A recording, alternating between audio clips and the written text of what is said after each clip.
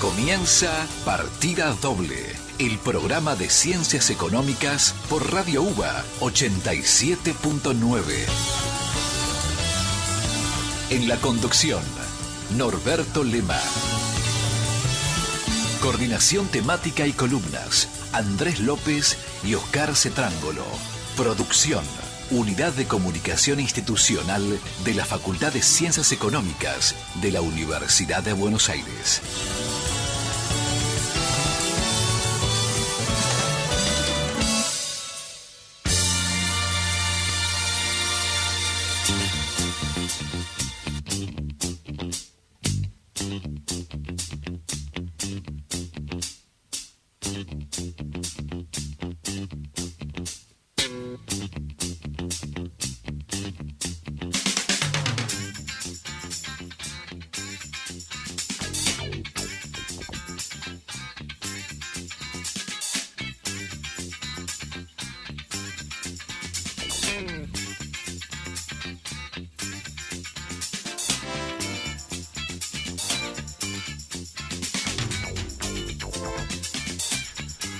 Muy buenas noches, arranca Partida Doble, el programa de la Facultad de Ciencias Económicas. Los vamos a acompañar hasta las 21 horas de aquí desde Radio UBA.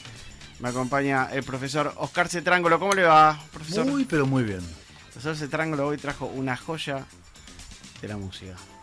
Una gema inhallable en años. En un ratito lo vamos a escuchar. Vamos a ver. Es un arqueólogo de la música, del rock, podríamos decir. Sí, ¿no? Esto no es tan viejo, pero es raro. No, Es raro. Es raro. Es raro. Es raro, Es ok. raro. Profesor Andrés López, ¿cómo le va? Muy bien. ¿Todo bien? Muy Lo bien. extrañamos cuando no estuvo, no se lo dije en el programa pasado. Ay, qué tierno. Yo no, ¿Sabes? yo no. ¿Cetrángolo no? No, yo no. preferiría Claramente que no. vuelva. No, estaba contento porque podía explayarse y podía poner dos temas Dos sin que temas, se lo saquen. Claro, está muy bien. Era eso. Sí. Era eso. Bueno, arrancamos. Arrancamos muy fuerte con su tema, profesor. Cuéntenos qué trajo. Bueno, hoy vamos a hablar de la encrucijada en la que se encuentra la economía argentina. Sí. Y el tema típico de la encrucijada es Crossroads. Sí, obviamente. Desde que el diablo se metió en la música. Hay hasta una película. Sí. Sí, muy linda, con Ray Cooder. Y Steve Vai. y Ralph Macchio, el protagonista del Muy Karate Kid. bien, tenés razón. Exactamente. La película es hermosísima. Es tremenda. Además porque rearma la historia del Todas las blues guitarras las y- hace Steve Vai en esa película. ¿Es Ray Cooder? No, el duelo es Ray Cooder con Steve Vai. Steve Vai. A mí me habían dicho que todas las guitarras eran de Vai, pero bueno, Puede ser, la música de la película es de Ray Cooder. Pero excelente, una banda musical linda. que es tremenda. Uno Y la la tendría que historia tener. es linda, y la historia es Sí, linda es porque tremenda. juega con la historia de Clapton, ¿no? Totalmente. Bueno, decidí que no traer la versión de Clapton, que es la más conocida, y encontré medio de casualidad una versión algo extraña. ¿De quién?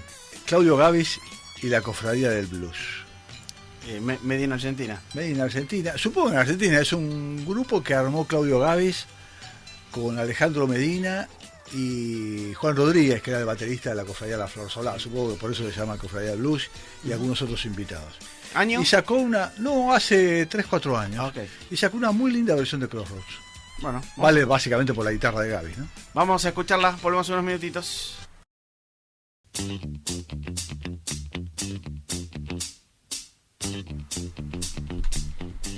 Seguimos aquí en Partida Doble, profesores. Presentemos a nuestra invitada del día de hoy. Hoy tenemos a Marina del Poyeto, una gran amiga, gran economista, una de las, debía decir, una de las personas que más sabe al menos de la coyuntura económica, sin duda, ¿no es cierto? Pero hoy por hoy debe ser la persona más seguida en coyuntura, ¿no? A referente, digamos.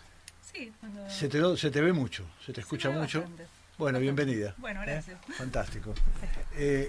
Y nada, como te presentamos de esta manera, ¿qué otra pregunta te podemos hacer para empezar? La estamos presionando demasiado, ¿no? No, Arrancamos muy Me fuerte. están halagando demasiado. Sí. No, estamos subiendo la vara. O sea, tenés que arrancar muy alto. Al final decimos el valor del dólar a fin de diciembre.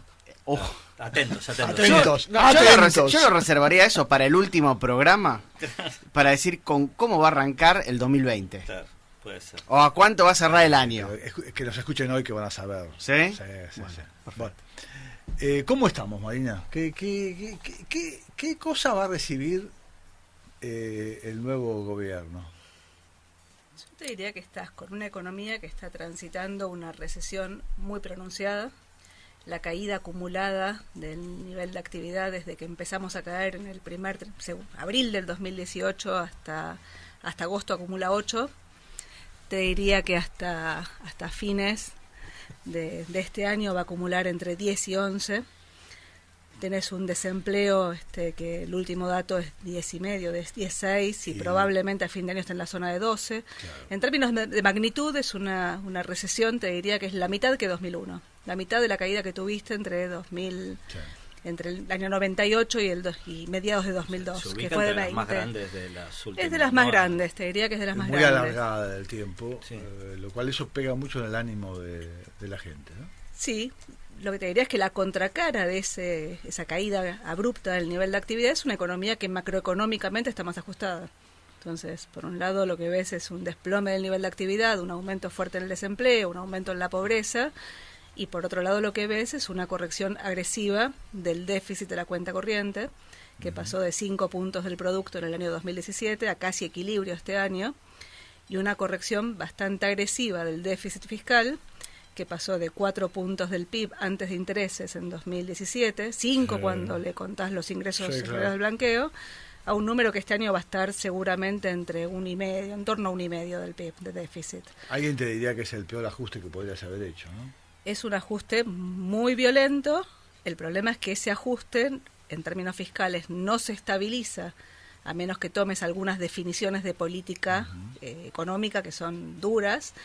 Pero además la contracara de este ajuste macroeconómico con una devaluación en cuotas desde 17 pesos a fines de 2017 a 60 hoy, pero con una brecha de 33% arriba, lo que te generó como contracara de eso es un desplome en la demanda de pesos. Entonces tenés una recesión con una aceleración de la inflación y una economía que, como venís devaluando sistemáticamente, vos podés licuar una vez.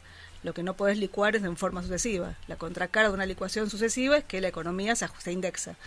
Entonces, si no rompes la indexación, no vas a corregir el desequilibrio fiscal, no vas a corregir la inflación, y si mi sensación es que a estos niveles de inflación, si vos no estabilizás, es poco probable que la economía crezca. Ahora, varios referentes posibles, digamos, o referentes, posibles funcionarios del próximo gobierno, incluso el próximo presidente, han dicho primero hay que crecer y después después viene, y esa es la condición para el equilibrio fiscal. ¿Vos estás de acuerdo con esa secuencia o ves que es viable? Yo creo que esa es la secuencia correcta en economías que no tienen inflación. Entonces, en Argentina en 2001 o en Grecia en 2010, cuando vos intentabas hacer el ajuste fiscal te generaba una caída en el nivel de actividad, la caída en el nivel de actividad te generaba una caída en la recaudación y el ajuste fiscal nunca llegaba.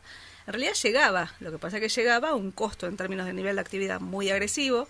Grecia, la economía cayó 26, el desempleo llegó a 20 y pico, el desempleo juvenil a 50, pero la diferencia entre Grecia 2010 y Argentina 2001 es que en Grecia el prestamista de última instancia se quedó hasta el final, que era la Troika, era el Fondo Monetario, el Banco Central Europeo comprando bonos griegos y era el Banco Central, el Bundesbank, financiando vía redescuentos la salida de los depósitos de los bancos alemanes, de los bancos griegos que se iban a Alemania y le daba una línea de redescuentos automática.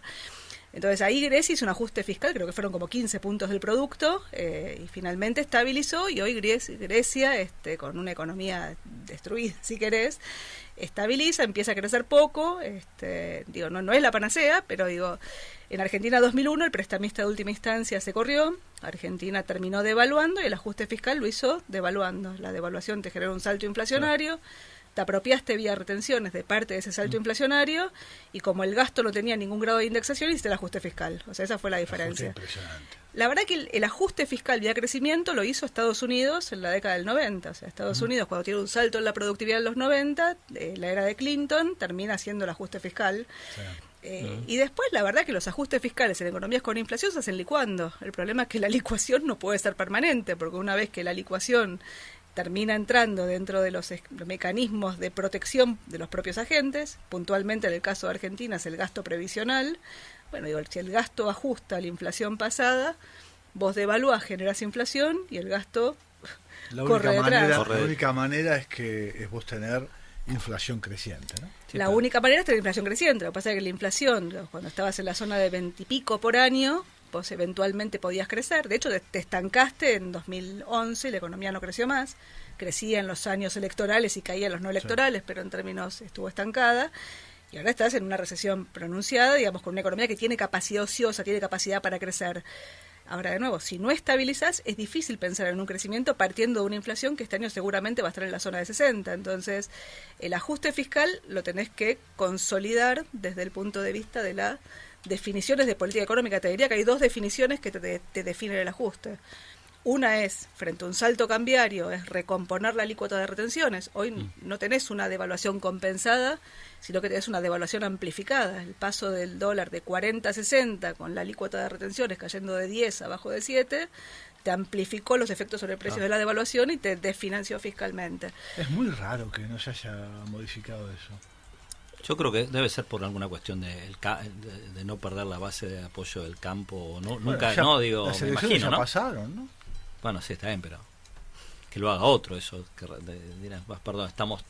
Es la invitada la que tiene que. No, pero la verdad es que es inédito, o sea, es mala praxis en términos de política económica, absolutamente. y mi sensación es que no es una definición del equipo económico actual, es una definición de política No, por atrás. eso, ¿no? Digo, Sí, después de Chevere, digamos, si querés aplaudiendo, digamos, el día que asumió el nuevo ministro. Seguramente el cambio de gobierno va a tener alguna pero novedad. perdón, pero cuando se anunciaron las retenciones, se dijo explícitamente que las retenciones iban a ir licuando si el peso se devaluaba, ¿no? Digo, parecía un objetivo del propio diseño, ¿no?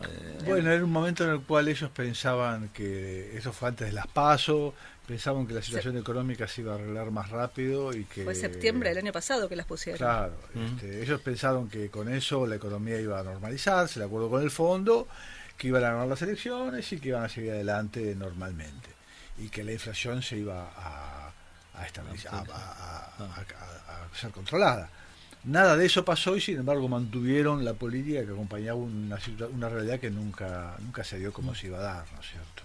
Es raro, bueno, es una oportunidad que tiene el próximo gobierno de revisar. Esa es una medida, no te alcanza, a menos Pero que es una realidad. La otra es cambiar la indexación previsional, que de nuevo las jubilaciones se han licuado. El punto es cómo sostenés hacia adelante ese ahorro fiscal que te generó ese salto inflacionario, poniendo, digamos, si querés, hacia adelante un aumento de las jubilaciones en función de la inflación futura, pero no de la pasada. O sea, si no, no hay forma de bajar la inflación. Si vos querés bajar la inflación del 60 al número que quieras, 40, 25, al número que la política defina en ese acuerdo de precios y salarios, Sí. y las jubilaciones ajustan 6 meses para atrás con un salto inflacionario en el último trimestre de este año, No, claro, no hay manera. vas a tener un aumento en la zona de 15% en las jubilaciones, montado sobre los aumentos de marzo y de Creo que muchos y de economistas diciembre. están de acuerdo con eso. El problema es que la última vez que se intentó cambiar el índice no fue pacífica la discusión, ¿no? Quizás ahora sea más fácil porque la crisis está más a la vista, ¿no? En Y realidad es te otro- diría, es ¿Qué? otro gobierno, va a ser otro gobierno. Sí, en sí. realidad la última vez que se intentó cambiar pensando que la macroeconomía se iba a estabilizar, Ujú. y vos terminaste indexando Sí, peor, al número claro, que, o sí. sea, ese ajuste macroeconómico, ese ajuste Sí, de sí, las ahora se te vuelve como jubilaciones, boomerang porque lo es un cambiaste, boomerang. ¿no? Con lo cual, en realidad, lo que se empieza, si querés, a balbucear es la posibilidad de que se termine derogando ese ajuste, esa Claro. indexación, y se vuelva a la indexación pasada, Claro. que te generaría bastante más holgura desde el punto de vista del manejo Claro. de las cuentas Siempre y públicas. cuando no te obliguen a recomponer el periodo que no indexaste en el pasado. Claro. Aún con la recomposición ya las curvas se han cruzado. ¿Sí te parece? Me parece que sí. De todos modos, el régimen pasado es como un régimen hoy por hoy irracional, porque ya no existen los recursos tributarios financiando el sistema previsional. Recordemos que el sistema previo era un sistema que ajustaba por recaudación, uno porque tenías recursos financiando el sistema y dos porque no tenías índice de precios, con lo cual simulabas eso. Hoy la situación es muy distinta porque las provincias se llevaron Una parte, sí. parte. Si uno va juntando como un rompecabezas las distintas piezas que vos vas poniendo sobre la mesa, lo que estamos viendo, a ver, corregime, es que el próximo gobierno debiera comenzar negociando difíciles acuerdos con las provincias, con el campo, con los jubilados y no sé, con alguien más por ahí dando vueltas. No, todavía no hablamos de los que están afuera del país, ¿no? Digamos que podemos ver que No, también algún acuerdo va a haber. No, obvio. Es que precisamente por eso hago el comentario, porque siempre se habla de que el primer paso es el acuerdo con el fondo. Yo no sé qué es primero o después, pero la verdad que son varios acuerdos difíciles de negociar de manera casi simultánea, ¿no? Y eso es una demanda política compleja. Sí, definitivamente sí. O sea, si no tenés acuerdos es difícil pensar en un esquema. O sea, el programa es más político Sí. que técnico. Obviamente Sí. la técnica la requerís, pero las definiciones son políticas. Yo creo que es todo al mismo tiempo. Nosotros lo identificamos como 5 puntos y 4 precios. Y los 5 puntos son el acuerdo de precios y salarios, Sí. que te tiene que ayudar a bajar la nominalidad, que funcione como, si querés, como la lógica de un banco central poniendo una meta de inflación, pero claro. negociada desde la política. Te diría que el segundo punto es, tenés que tener consistencia fiscal y monetaria, porque ese acuerdo de precios y salarios, si no tenés consistencia fiscal y monetaria en un contexto donde está cayendo la demanda de pesos, es complicado. Ya. Consistencia fiscal es lo que mencionábamos antes, o sea, tenés que, por lo menos, creo yo, dar una señal de ajuste del primario, del déficit primario, ir al cero, desde el 1,5, eso Tenés que básicamente... convencer de que vas a ir. Tenés que convencer de que vas a ir y básicamente podés ir, dado ese shock inflacionario, con estas dos definiciones de políticas Claro. que te ayudan. Una son las retenciones, la otra es enmarcar el aumento jubilatorio dentro del acuerdo de precios y salario. Después vemos si lo haces con una ley de emergencia económica, Sí, sí. si lo haces con la Corte, pero necesariamente tenés que ir por ahí. El segundo punto es la consistencia monetaria, o sea, consistencia monetaria y fiscal. La consistencia monetaria, el problema que vos tenés son por un lado tenés una demanda de pesos cayendo, y por otro lado lo que tenés es una oferta de pesos que empieza a subir.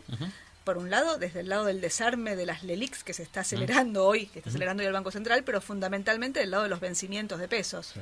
de la deuda en pesos que tenés. El año que viene te vencen 1,3 trillones de pesos, que es, ahora como la base monetaria subió de 1,3 a 1,5, te diría que es el 80% de la base monetaria, de las cuales la mitad te vence hasta mayo. O sea, no hay forma de inyectar esa cantidad de pesos si no haces algo con la deuda, que es el tercer punto. O sea, el primero es acuerdo de precios y salarios, el segundo es consistencia fiscal y monetaria. La consistencia monetaria te requiere hacer algo con la deuda de pesos, pero también con la deuda de dólares. O sea, mientras vos seguís pagando pesos y dólares para una economía que se quedó sin crédito y un banco central que no tiene reservas suficientes y que no puede emitir pesos, necesitas reperfilar. Ahora aprendimos toda la palabra reperfilamiento. Así es.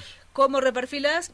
La sensación que uno tiene es que con los precios de los bonos cerca de 40, bonos que valen 100, ¿no? Y para el valor nominal, el margen para que el mercado te acepte una extensión de plazos, no hay duda, al uruguaya. Alguna quita de cupón o algún cupón capitalizable, algo que a valor presente, dependiendo de la Tiene tasa que de haber una descuento, quita. tenga una quita entre 20 y 30%, digamos, que te descomprima los vencimientos del principio y te ayude a esa consistencia fiscal y te ayude sobre todo a generar, digamos, credibilidad en el programa económico. El cuarto punto es un esquema cambiario. O sea, hoy tenés un cepo que de alguna forma le permite al Banco Central, en un contexto de anomia, en esta transición, cumplir las 3 cosas que le pidió Alberto Fernández al Banco Central, que es cuidar las reservas, que el dólar no se escape de 60 y desarmar las LELIQs. Lo que pasa que, de nuevo, como esquema hacia adelante no te sirve. Hay toda una discusión si lo que tenés es un esquema de controles cuantitativos. Evidentemente, cuando hay restricciones, de alguna forma tenés que controlar, porque no vas a controlar por precio. A mi juicio, no es mejor un desdoblamiento formal que un desdoblamiento, que un verdadero negro. Sí. En realidad no negro, en realidad los desdoblamientos formales ocurrían en economías donde no había un mercado tan fluido de bonos, con lo cual el mercado era el legal o el ilegal. Sí, ahora hoy tenés un contado, mercado legal, contado con liqui. Mi sensación De... es que la discusión que hay respecto a si el desdoblamiento es formal o no, lo que es una pelea entre los bancos y las ALIQs por quién se queda con ese negocio, y desde el punto de vista del sector público, si vos lo que tenés es un cepo como el que tenés hoy por hoy, el que se apropia eventualmente de esa diferencia cambiaria puede ser el fisco a través de impuestos, un impuesto a las importaciones, un impuesto, digamos, al dólar turista, digamos, como tuviste en su momento. En el otro caso, si tenés un mercado desdoblado, un dólar comercial, un dólar financiero, el que se apropia de la diferencia es el Banco Central, vía cuasi fiscal. creo que no merita un desdoblamiento. Hay una discusión de fondo en el desdoblamiento, te diría que tiene que ver con, bueno, si tenés un dólar comercial y vos obligás a las empresas a liquidar el dólar comercial, no podés obligarlas a pagar la deuda del dólar financiero. Claro. Pero bueno, digo, en principio, como explicó un amigo, cuando tenés cuando tenés escasez de dólares y tenés que de alguna forma regular el mercado, lo que hace la política es entrega derechos de corso. El que tiene el derecho de corso para comprar el dólar barato es el que se hace la diferencia, con lo cual cuando tenés un desdoblamiento muy grande, todos queremos tener derecho de corso. Por eso tenés que estabilizar la deuda, o sea, el cuarto punto. O sea, y el último punto es enmarcar todo en un programa con el fondo. Yo creo que el programa con el fondo te debería ayudar a estabilizar, pero bueno, digo, necesitas hacer todo junto y muy rápido. Alberto Fernández tomando nota de los 5 puntos del plan de Marina para No estaría mal, nuevo debería. gobierno. Estimados, vamos a un corte, volvemos en unos minutos nada más. Y seguimos con esto, dale. Inicio del espacio publicitario. Noticias de la UBA. ¿Dónde, cuándo y cómo? Las actividades de las 13 facultades, el CDC, los institutos, los hospitales, los colegios están en Noticias de la UBA, con la conducción de Geraldine Murisasco. Noticias de la UBA, de lunes a viernes a las 8 por Radio UBA. Fin del espacio publicitario.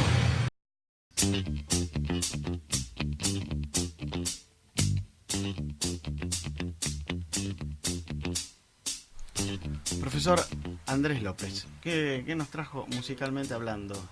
Traje un viejo tema una balada muy calma de Johnny Mitchell que se llama The Circle Game, el juego del círculo, ¿no? La economía argentina está en un Circle Game desde hace...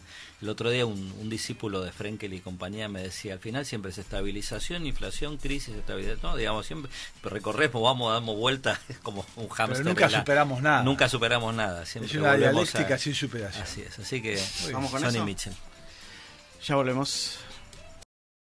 Me gustó esto. Es un lindo tema lindísimo. Un disco que se llama Ladies of the Canyon. ¿De qué año es esto? 1970, debe ser 71. Cuando yo nacía, profesor. ¿En serio? Muchos años, exacto. Una de mis músicas preferidas. ¿Sí? Johnny Mitchell, espectacular. divina. Bien, seguimos con esta entrevista. Sigamos. Marina, nos pasaste en los últimos 5 o 10 minutos antes del corte un gran listado con una descripción muy exhaustiva del plan económico. El programa. Marina tiene el programa. Es claro que vos has pensado el problema y tenés una clara imagen de las distintas partes que tienen que componer un programa. Una pregunta que saltó enseguida y en el break la hicimos es, ¿vos pensás que eso son componentes de un programa que se va dando secuencialmente o es un programa de shock? No, creo que es un programa que se tiene que hacer bastante rápido. De manera simultánea. Sí, tiene que ser simultáneo y te diría que rápido, debería estar siendo ya empezado a implementar en la transición. Porque, por ejemplo, con el tema de la deuda, vos no tenés dólares suficientes para pagar, no podés emitir toda esa cantidad de pesos sin algún problema, digamos, adicional, aún en un contexto de restricción cuantitativa desde el lado de... Sí. Ahora, mientras vos no tengas una definición sobre qué hacerlo con la deuda, si no querés evitar un evento de crédito, tenés que seguir pagando. Pero fíjate que cuando decís definición de deuda, el problema que yo veo en la actual coyuntura es que son distintos componentes de un programa que debería ser armado de manera simultánea, pero implica negociación con actores bien diferentes, con muchos sectores, ¿no es cierto? Y no es fácil hacer una negociación a tantas bandas. Por ejemplo, negociás primero con el fondo y después negociás acá lo que acordaste, negociás acá y después vas al fondo y decís, etcétera, etcétera. Y además ¿cierto? a todos los convocás a perder, ¿no? Y a todos le vas a convocar a una gran reparto de pérdidas, ¿no? Cosa que en la historia se hizo cuando vos estás frente a una crisis del tipo al borde del abismo, cosa que hoy yo creo que muchos sectores de la sociedad no tienen esa percepción. Sí, en realidad los convocás a perder manontropo. O sea, cuando los bonos valen 40, no, está bien, sí, bueno. ¿A qué los convocás a perder? Digo, cuando vos Ahí venís sí. de perder jubilaciones y salarios, en promedio contando una inflación hasta acá a fin de año en la zona de 20, 22%.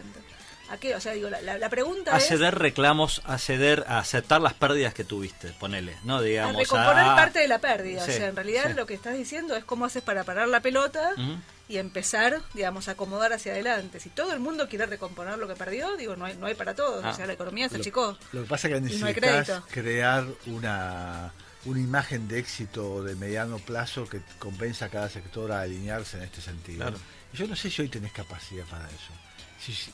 Si algún discurso es creíble en ese sentido. Tal vez sí, a lo mejor me equivoco, pero veo más difícil esa cuestión que otros temas, ¿no? No, definitivamente si no tenés eso, no tenés un programa. O sea, sí. De alguna forma tenés que coordinar que la nominalidad sea más baja. O sea, una vez que vos partís de una inflación de 60 y, no sé, una inflación en los últimos 2 meses anualizada más cerca a 3 dígitos... digo, la única forma de bajar la inflación es que los que están tratando de recomponer lo que perdieron, digamos, estén dispuestos a ir para adelante. Vos decís, bueno, ¿cómo se hace? No, eso está claro. Lo que me preocupa es que vos tenés que poder convencer a los distintos sectores de que después de un periodo de este ajuste, la economía vuelve a crecer. Lentamente, pero que vuelva a crecer. Yo te lo pongo al revés, o sea, si vos no estabilizás, es muy poco probable que la economía vuelva a crecer. Entiendo. Y la pregunta es si el plan de estabilización lo vas a tener cuando la inflación, en vez de ser de 60, sea, pon el número que quieras, porque digo, yo creo que no estás en la puerta de una hiperinflación, o sea, creo que no están dadas las condiciones objetivas para una hiper, precisamente porque el Banco Central tiene reservas, porque no todos los agentes ajustan todo el tiempo, o sea, tenés la economía indexada, lo cual es un problema, pero no está perfectamente indexada. Entonces, pero sí perfectamente te podés ir a un escenario de inflación más alta y con estos niveles de inflación, un shock monetario, o sea, ponerle plata en el bolsillo a la gente para tratar de expandir el corto plazo, a mi juicio tiene efectos de muy corta duración. Entonces, ¿y vos ves peligro de que eso suceda? Y yo lo que veo es que en realidad vos lo que tenés por ahora son títulos inconexos, o sea, tenés títulos. Entonces, ¿qué se escucha del plan económico de Alberto Fernández? No, se es una escucha gran incógnita. acuerdo económico y social o acuerdo de precios y salarios. Vos decís, bueno, acuerdo de precios y salarios es condición necesaria. Ahora, si el acuerdo de precios y salarios no entra enmarcado, digamos, en un plan de consistencia monetaria y fiscal, es pan para hoy, hambre para mañana. O sea, solo con tasa de interés no vas a bajar una inflación de estos niveles y solo con acuerdo de precios y salarios tampoco lo vas a hacer porque te va a durar poco.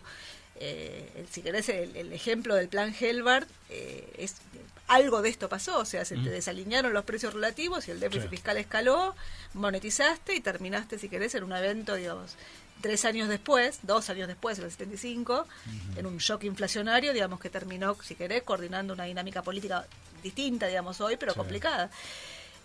Entonces lo que digo es, esto no es un plan económico puramente, o sea, acá requerís a la política. Ahora, mi sensación es que en un gobierno como el que arranca, yo lo que digo es, Alberto Fernández tiene 30% de los votos que no son propios. Y la complementaria, hasta llegar a los 48. 30, no. Sí, bueno, 25, 30, es difícil saber, ¿no? Digo, y la complementaria, llegar hasta los 48, en gran medida son los votos de los que están enojados con la economía de Macri. Si vos no lográs estabilizar, mi sensación es que rápidamente van a estar enojados con la economía que viene. Y la posibilidad de tener efectos reales de corto plazo sin resolver, no te digo los problemas de fondo de la Argentina, sin estabilizar esta dinámica de precios que ya escaló en un contexto donde estás cerca de tener un evento de crédito, digo, si no reperfilas rápido, y donde desde el lado de los bancos vos tenés un sistema financiero que era, si querés, una roca desde el punto de vista de la liquidez, sobre todo la liquidez en dólares. Se te fue el 40% de los depósitos y los bancos siguen en pie y tienen la mitad de la liquidez todavía. Pero al mismo tiempo lo que estás es desarmando el sistema financiero, o sea, estás desarmando la Argentina. Digo, entonces voy a decir, bueno, vamos a expandir el crédito. ¿Cómo expandís el crédito si el ahorro no se canaliza a través de los bancos? Entonces, o estabilizás, o mi sensación es que vas a ir una década perdida adicional. En todo caso, digo, podrás tener algún efecto de muy corto plazo, y después es difícil pensar en que vos tengas una recuperación sostenida de la economía que te permita consolidar las cuentas fiscales partiendo de estos niveles de puja distributiva, porque en el fondo lo que tenés es una pelea por la distribución del ingreso, como vos dijiste, entre el capital y el trabajo, entre el sector público y el sector privado, o sea, la presión impositiva, entre la nación y las provincias, quién se queda con los recursos, y te diría que hay una cuarta puja distributiva que es entre sectores. Sectores transables, no transables, regulados, no regulados. Entonces digo, todos quieren recuperar lo que perdieron y la torta es más chica. Claro, pero aparte tenés... Puede ser más chica. Hay sectores que están afuera de eso. Te voy a complicar con una cosa que quizás algunos piensen que es una quinta derivada, pero yo que sé más de economía real, o desconozco menos de economía real, te digo que Bolsonaro está esperando para decirte bajamos el arancel externo común a la mitad. Cuando el programa de este gobierno diría más bien vamos a volver a cerrar la economía, y si vos perdés el mercado brasileño te quiero ver, ¿no? Digamos, como dónde sacan los dólares, ¿no? Sí, yo mi sensación es que este tipo de acuerdos van más allá de los presidentes, ¿no? Así como Trump quiso cerrar la economía de golpe, ¿viste? Y los anuncios de cierre de la economía siempre fueron mucho más agresivos de lo que terminó haciendo. Mi sensación es que el Mercosur tiene empresas alocadas de un lado y del otro que tienen también poder, digamos. Es cierto, digamos, que si en algún momento el Mercosur desaparece, buena parte de las inversiones que están alocadas de este lado de la frontera van a tener problemas. Sí, claro. Pero no me parece que eso sea una definición, digamos, de un año. O sea, no me parece que eso te vaya a pasar en 2020, creo, por ahí me equivoco. No, está bien. Todo, lo que voy es que no tenés un tipo del otro lado que no es tu amigo, ¿no? Digo, y que tiene un programa económico bastante aperturista. Su filosofía es bastante aperturista, ¿no? Digo, después que lo lleva a la práctica es otro problema, Dios dirá, no sé. En fin, tenés razón. Vos te enfrentás, no digo diariamente, pero varias veces por semana con clientes que son empresarios de distinto tipo. ¿Qué reacción tienen cuando vos le transmitís este tipo de diagnóstico? Compran un pasaje. No, en serio. ¿Cómo es el diálogo? Es algo que para nosotros es difícil de conocer y vos lo conocés eso, ¿no? Sí, a ver, depende mucho del sector donde estén. O sea, es cierto que la economía hoy afecta prácticamente a todos los sectores, pero no es lo mismo, digamos, estar en un sector que venda al mercado interno, claro, que en un sector financiero o o sea, no es lo mismo. O sea, hay sectores, digamos, siempre hay algún favorecido, digamos, en este tipo de cambios tan agresivos en los precios relativos. Lo que sí me pasa es que yo era bastante negativa, digamos, con la dinámica de la economía en los primeros 2 años del gobierno de Macri. O sea, yo tenía la intuición, digamos, de que la distorsión de precios relativos que te había dejado el kirchnerismo, este cambio en la distribución del ingreso que había provocado el kirchnerismo, era muy difícil de revertir en democracia, y muchas de las decisiones que se tomaron en los primeros 2 años terminaron amplificándote los desequilibrios de partida. Entonces yo era, si querés, crítica, digamos. Es como que era muy difícil aislar los fundamentos de los flujos, ¿no? Entonces uno decía, bueno, mira, los déficit fiscal de 5 puntos, déficit en cuenta corriente de 5 puntos. Y vos decías, la verdad, acá hay un problema. Vos los llevabas a una presentación, los mostrabas y la verdad que te decían pasar lo siguiente. O sea, tampoco le importaba a nadie los fundamentos cuando los flujos te generaban sobre todo en todos, te diría, en los financieros, pero no solo en los financieros, o sea, porque finalmente lo que te importa es cómo sigue la dinámica del próximo año, no la consistencia macroeconómica.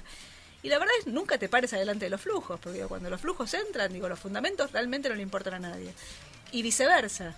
Hoy lo que tenés es una toma de ganancias agresivas sobre Argentina. O sea, al gobierno de Macri en 2017 le prestaban al 4,5% de tasa, con 5 puntos de déficit fiscal y 5 puntos de déficit de cuenta corriente, digamos. Si hoy tu riesgo país es 2.300 puntos básicos, no te presta absolutamente nadie a ninguna tasa, no podés renovar una letra a un mes, un bono que vence, una letra en pesos que vence, no sé, el año que viene vale 30, o sea, hoy tus bonos se desplomaron, y al mismo tiempo la macroeconomía es, si querés, los fundamentos de la macroeconomía son ciertamente mejores. Ahora, evidentemente, digamos, el desplome en la demanda de pesos, o sea, los argentinos están repudiando de alguna forma el peso. Claro, absolutamente. Entonces, una vez que te está pasando eso, una vez que el crédito a PIB en los bancos pasa de 14 puntos del producto, era 25 en la convertibilidad, nunca volvió de la especificación asimétrica. 14 fue el pico de 2013, hoy tenés 8. Y 25 era bajo la comparación internacional. Era baja la comparación internacional, pero lo que digo es no intermedias el ahorro. Vos, el crédito en dólares era 4 puntos del producto hace 60 días hábiles antes de las PASO, hoy en 2,5. vos mirás la formación de activos externos, la compra de dólares de los argentinos en los últimos 10 años, te suma 126 mil millones de dólares, que es equivalente a casi 5 sistemas financieros. Claro. Entonces, de nuevo digo, los fundamentos están mejor, pero evidentemente el hecho de que estén mejor los fundamentos te genera una inestabilidad macroeconómica que no se termina de estabilizar nunca, a menos que tomes definiciones de política. Entonces, ¿qué te dicen los clientes? Bueno, la verdad que cada uno está tratando de ver cómo queda posicionado en lo que viene. Esto está generando una concentración no menor, o sea, y la verdad es que en Argentina, así como la formación de activos externos fueron 126 mil millones de dólares, bueno, la contracara son dólares que tienen la mayor parte, en promedio, los agentes económicos afuera, las empresas y las familias. Seguro. Capital de trabajo está para salir. El problema es que tenés el capital de trabajo, tenés una economía ajustada. El problema, bueno, es cómo te pones de acuerdo para estabilizar, que es tu pregunta original, y la verdad que depende, a mi juicio depende enormemente de la política. Estimados, nos queda agenda y nos queda un tema musical. Yo sacrifico el tema musical para escuchar a nuestra invitada sin ningún problema. No sé un poquitito de no, es un lindo tema, pongámoslo que sea. Vamos, porque si no lo pones, aunque sea 2 minutos, 1 minuto, después López no lo puede incorporar en la playlist, que es muy importante. Bueno, vamos a escuchar un poquito y metés la agenda ahí del señor Stevie Ray Vaughan, de esto es Crossfire, Fuego Cruzado sería la traducción. Volvemos en unos minutitos con la agenda y una despedida buena para nuestra invitada. El tipo de cambio, por favor. Sí. El profesor López me recuerda de que todos los temas que estoy pasando no están en la playlist porque yo no se los paso a López, lo cual hay una grave ausencia de la batería de Phil Collins. Y vamos a dar un reclamo de Phil Collins algún día. Totalmente, así es. Bien, agenda rápida. La maestría en Gestión Económica y Financiera de Riesgos, acompañada por el Centro de Investigación en Métodos Cuantitativos Aplicados a la Economía y la Gestión, invitan a participar del Seminario Nacional de Investigación en Modelos Financieros el 6 y 7 de noviembre de 17 a 21 horas en la Facultad de Ciencias Económicas. El jueves 7 de noviembre, o sea, pasado mañana a las 19 horas, se realizará una conferencia gratuita Economía y Género, un abordaje integral, y expone la profesora licenciada Agustina Amarante. Se requiere inscripción previa enviando sus datos a contacto.graduado@fce.uba.ar. Los días 12, 19 y 26 de noviembre a las 19 horas se realizará el taller práctico gratuito Sueldos y Cargas Sociales, y exponen la contadora Carolina Fernández y la contadora Valentina Mazota. También misma inscripción en contacto.graduado@fce.uba.ar. En conjunto con la Defensoría del Pueblo de la Ciudad Autónoma de Buenos Aires, el Observatorio de Innovación Social del Centro de Estudios de la Estructura Económica de la Facultad de Ciencias Económicas de la Universidad de Buenos Aires, se realizará el día 20 de noviembre el foro presencial Personas en Riesgo o Situación de Calle. Analizaremos las perspectivas complejas y multidimensionales que afectan a las personas en riesgo de calle. Escucharemos experiencias realizadas por distintas instituciones y con el fin de proponer una agenda que ofrezca respuestas a esta realidad. Y el lunes 11 de noviembre a las 19 horas se realizará la conferencia Diseño Inteligente de Indicadores de Gestión. Expone el profesor contador Mauricio Lambertucci. Se requiere inscripción previa también a contacto.graduado@fce.uba.ar. Nuestra página web es la www.economicas.uba.ar y nuestras redes en Facebook es Económicas UBA, en Twitter @UBA Económicas y en Instagram FCE-UBA. Fue bastante más rápido de lo que imaginaba, profesor. Leyó muy rápido. Yo sé que, Marina, perdóname, ¿no? Si te escucho y veo que en el fondo sos optimista. ¿Es así? O sea, que el otro día alguien me preguntaba eso, si es que ahora que te pusiste optimista, y le digo, en realidad yo no me puse optimista, yo siempre estuve parada en el mismo lugar, lo que pasa es que los que estaban optimistas de un lado se me corrieron del otro.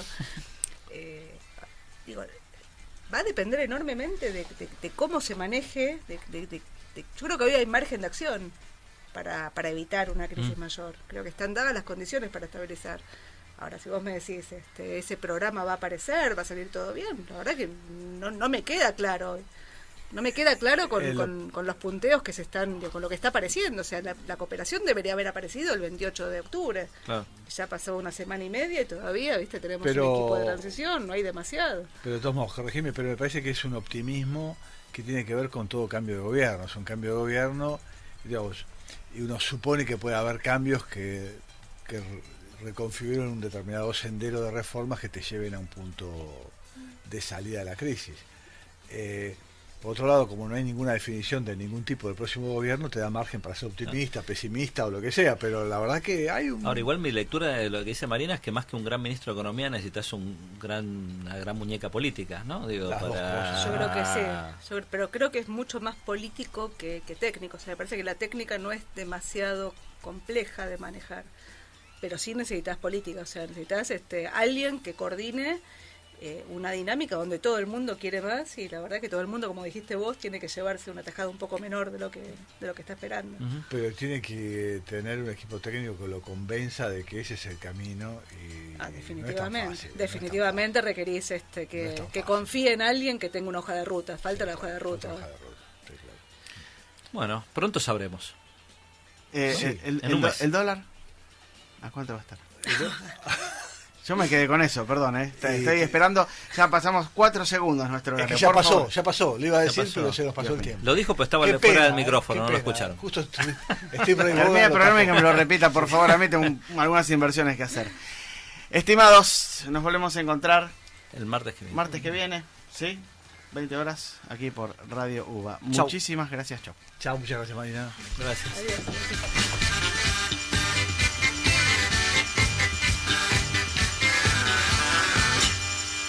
Partida doble, el programa de la Facultad de Ciencias Económicas por Radio UBA.